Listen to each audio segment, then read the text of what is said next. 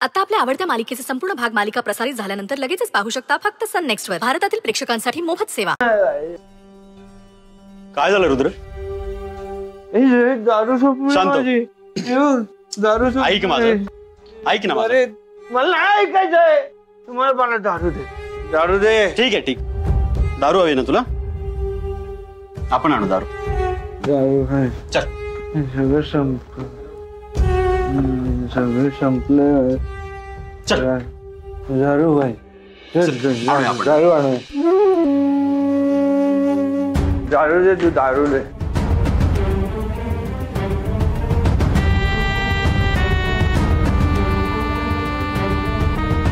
Hello, मी सांगितलंय तसंच करा. Be ready.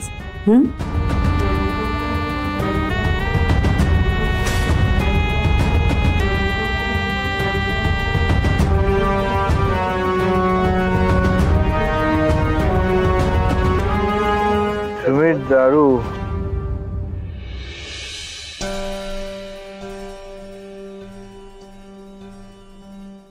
दारू देणार होता.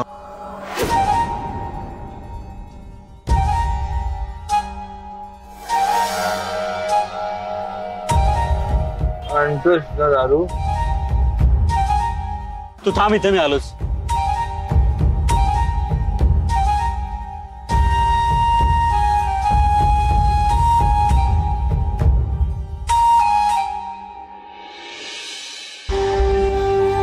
आता आता रुद्रला गौरी दिसणार.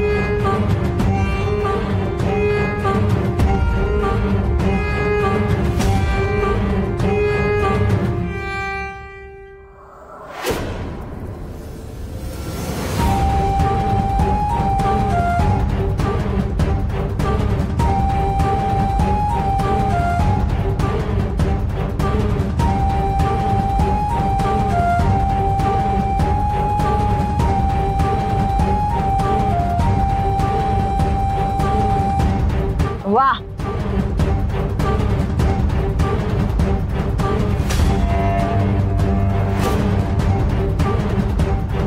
आता काय? अरे आता आपल्या हातात सत्ता आल्यावर कसा सुगंध येईल याचा फील घेतीये मी.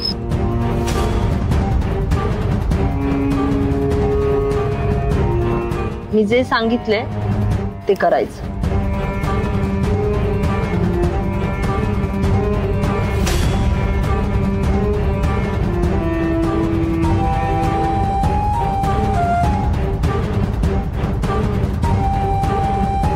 गौरीजी,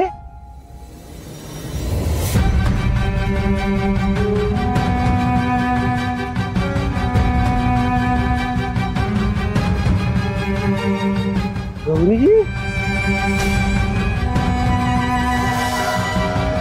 गौरीजी.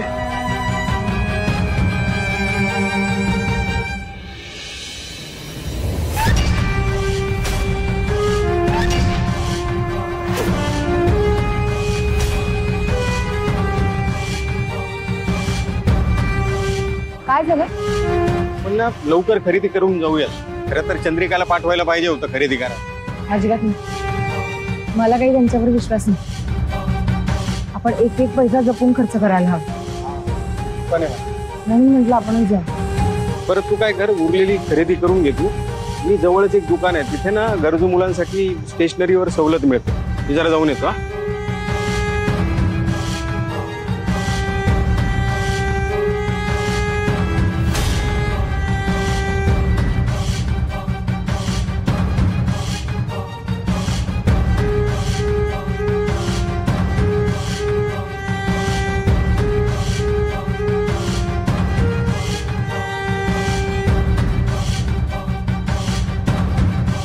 गौरीजी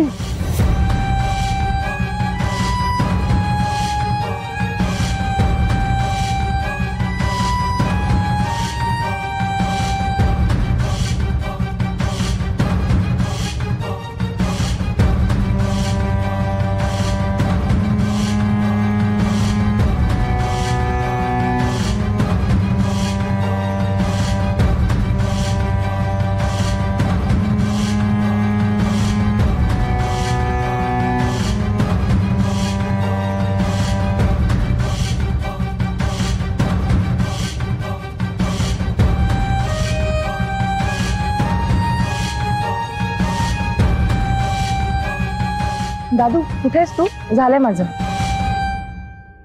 मंडईच्या बाजून ती गल्ली आहे बघ एक. हा त्या दुकानात समोर थांबलोय मी. तू ये बरं. बरं आले.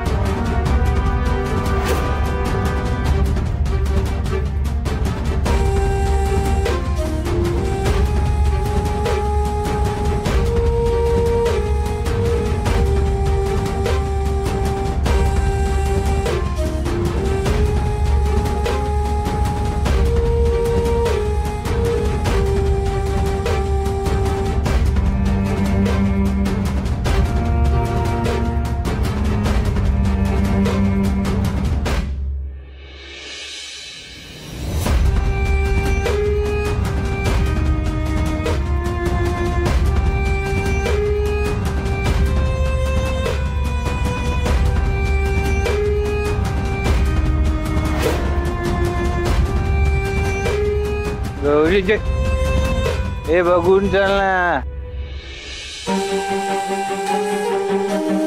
गौरीजी गौरीजी कुठे? गौरीजी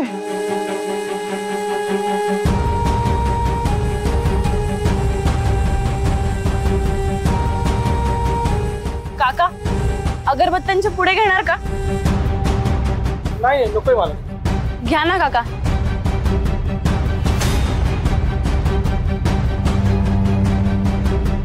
अहो काका ऐका ना. काय नको.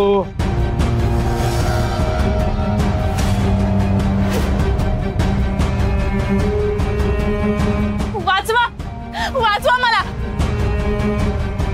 काका हा मुलगा ना माझा पाठलाग करतोय. कधीपासून माझ्या मागे मागे फिरतोय. खोटं बोलते.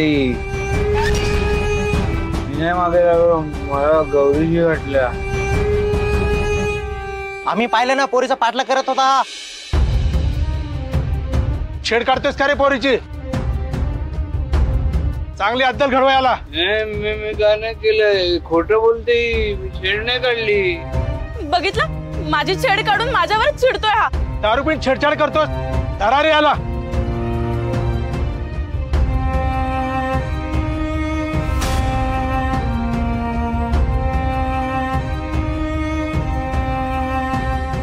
बरं मिळालं ना सगळं?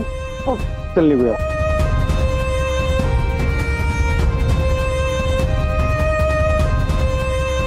काय झालं सगळं दादू?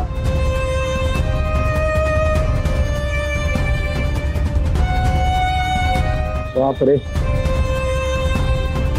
रुद्र सर तर नसतील ना?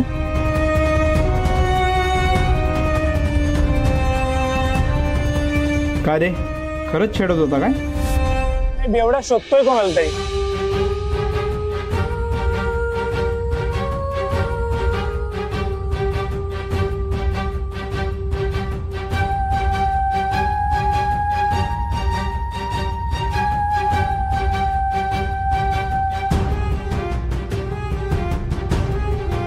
जवळच्या चौकीत घेऊन जाऊ याला, चला. हो हो, पोलिसांकडेच द्या. याने माझा विनयभंग करण्याचा प्रयत्न केलाय. खोटं बोलते. विनय काय केलं? सोड.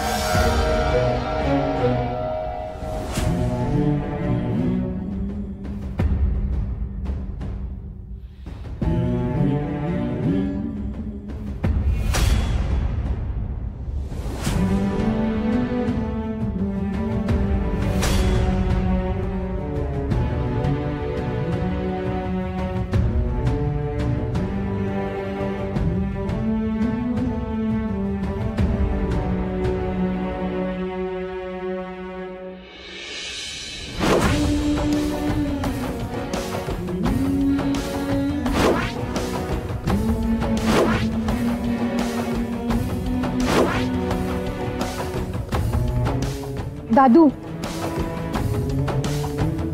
दादू, ते रुद्र सरांचं लॉकेट आहे.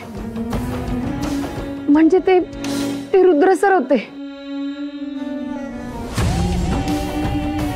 होय ना, अगरबत्ती घ्यायला आला होता, पण पैसे तुम्हाला दिला असं म्हटलं आणि निघून गेला.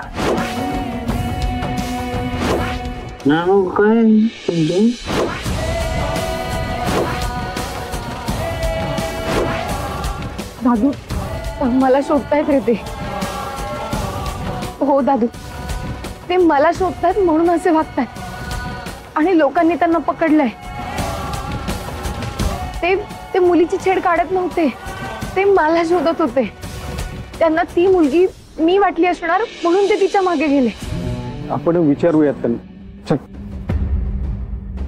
अहो, आता त्या माणसाला पकडलं ना, त्यांना कुठे घेऊन गेले असतील ते? अहो, इकडे जवळच्या पोलीस स्टेशनला घेऊन गेलेत. बेवडा आहे तो, लफंगा आहे तो, मुलीची छेड काढत होता. पोलीस? मग आता काय करायचं? रुद्र सर दारू प्यायले, कोणीच काही ऐकणार नाही त्यांचं. काय करतील ते? रुद्र सरांची अवस्था माझ्यामुळे झाली. त्यांना जेलमध्ये टाकलं तर? नाही नाही, नंदाईला कळलं तर?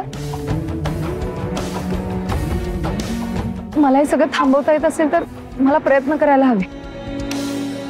त्यांना या अवस्थेत मी नाही एकटं सोडू शकत.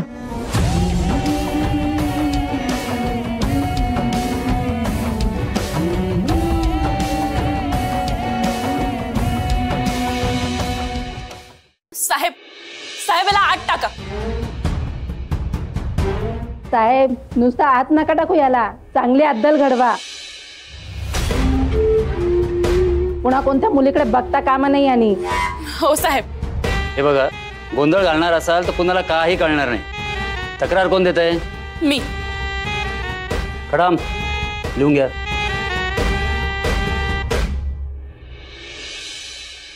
बोला. साहेब, साहेब मी जेव्हा बाजारात गेली ना, तेव्हा माझ्या पाठीपाठी येत होता. आणि साहेब जबरदस्तीने ना माझा हात सुद्धा पकडला त्याने आणि ना सोडतच नव्हता. मी गौरीजींना शोधत होतो. गौरीजींना शोधत होतो. हिला नाही का केलं मी? साहेब, मी आरडाओरडा करायला लागली ना, तेव्हा लोक जमा झाली आणि मग ही अशी कारणं द्यायला लागला मला. अजून काय केलंय? साहेब, माझ्या हातातलं सामान आहे ना ते सुद्धा घेण्याचा प्रयत्न केला त्याने आणि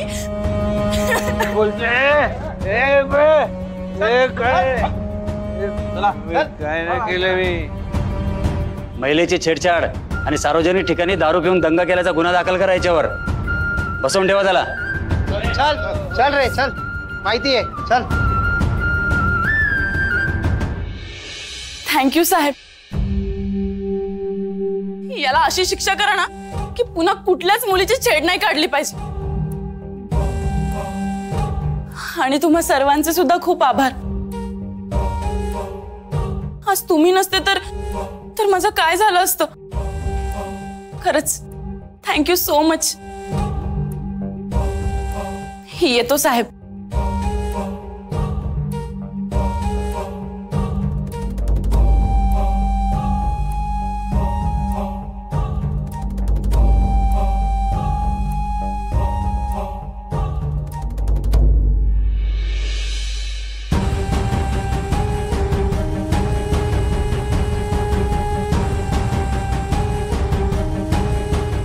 हॅलो देवती मॅडम. काय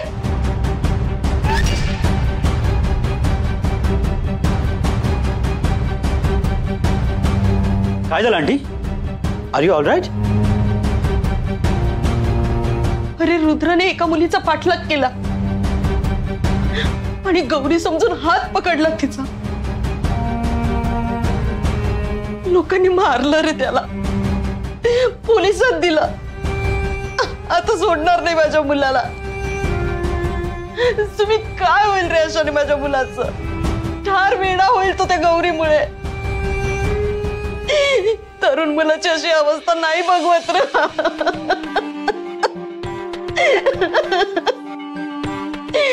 काय हाल होत आहेत रे माझ्या मुलाचे.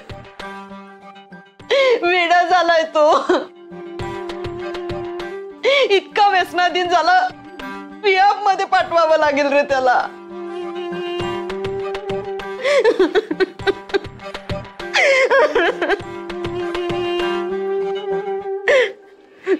तुम्ही आता माझा मुलगा माझ्यापासून पुन्हा दूर होईल, नॉर्मल आयुष्य जगू शकेल की नाही ते माहित नाही. तो होईल ना नॉर्मल?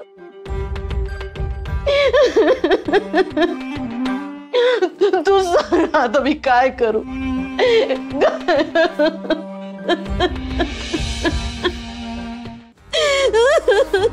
आंटी ठीक आहेस ना तू?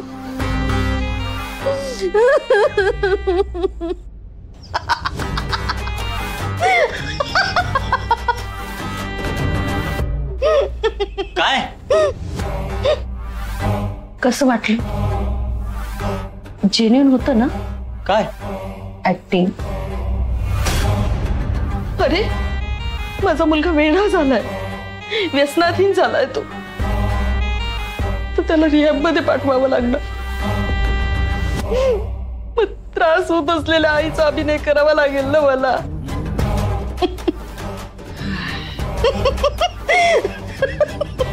रेवती आंटी तू पण ना.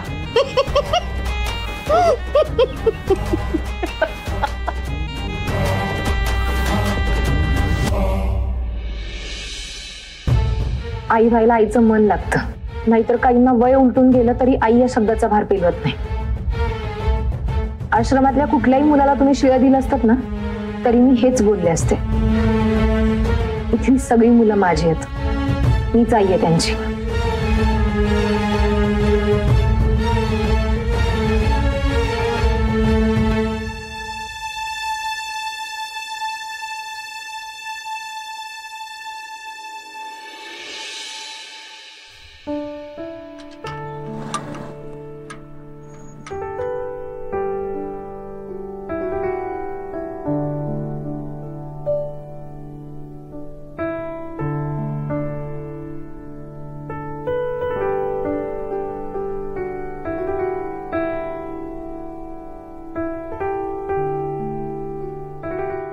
बाप्पा तुला माहिती आहे ना मला पार्टनरची खूप खूप खूप आठवण येते. त्याला पाठव ना, आम्हाला नाही राहायचं इथे. त्याला सांग ना परत यायला.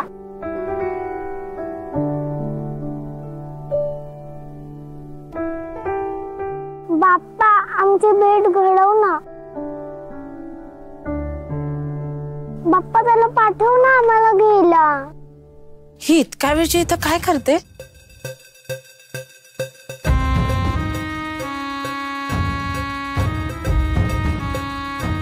उठ. काय करतेस? कोणाला बोलवत होतीस? कोण येणार आहे?